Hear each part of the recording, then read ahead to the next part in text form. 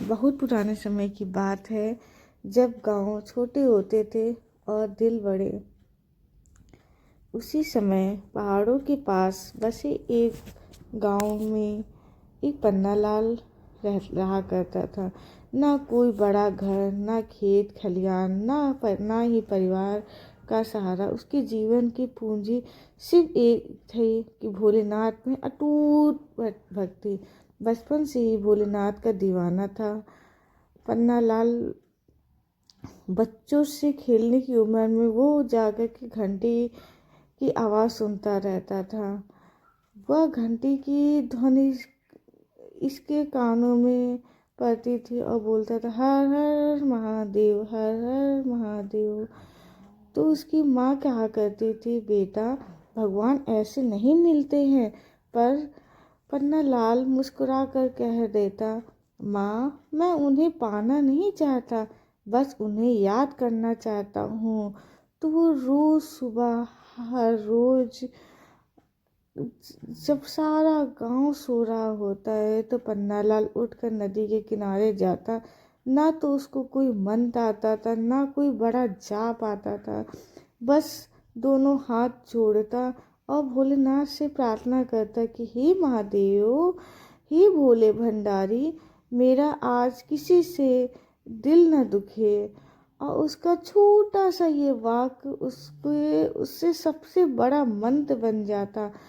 तो कुछ समय बाद गांव में बारिश आना रुक गई। धरती फटने लगी, खेत सूख गए, समय बिल्कुल बदल सा गया।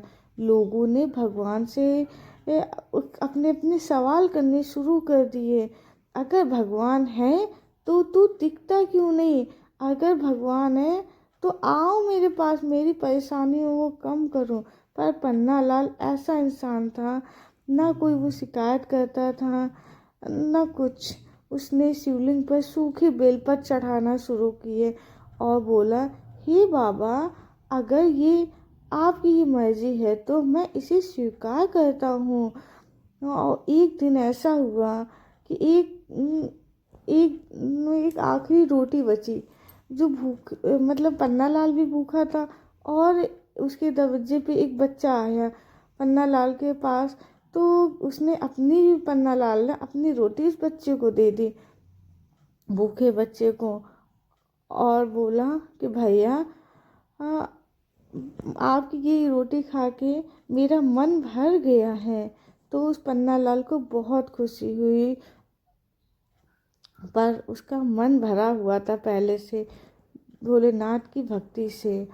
और तो आधी रात को उस दिन बिजली कड़की, तेज हवा चली और पन्नालाल के सामने स्वयं भोलेनाथ प्रकट हुए। जटाओं से गंगा बह रही थी, मस्तक पर चंद्रमा और आंखों में अथाह करुणा। महादेव बोले, पन्नालाल, तूने मुझे प्रसन्न कर दिया, मांग जो तुझे मांगना हो। पन्नालाल बोला, प्रभु मैं कुछ नहीं मांगना चाहता हूँ।